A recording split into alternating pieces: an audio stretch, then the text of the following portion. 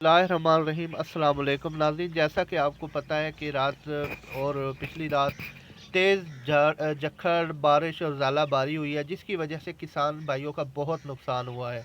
जैसा कि आप तस्वीरों में देख रहे हैं कि गंदम मुकम्मल लेट गई है। पंजाब के इलाके में गंदम का इतना नुकसान हुआ है कि आप सोच भी नहीं सकते, जिससे गंदम की कीमत में मज़ीद इजाफा होगा।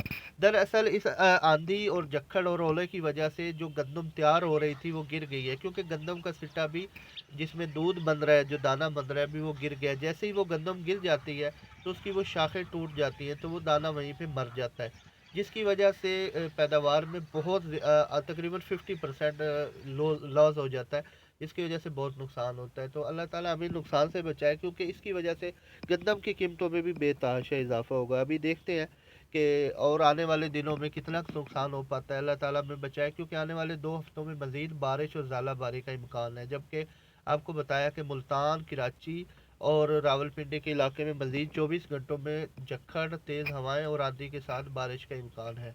मज़ीद अपडेट के लिए हमारे चैनल को ज़रूर सब्सक्राइब कीजिए और वीडियो को लाइक शेयर कीजिए। शुक्रिया।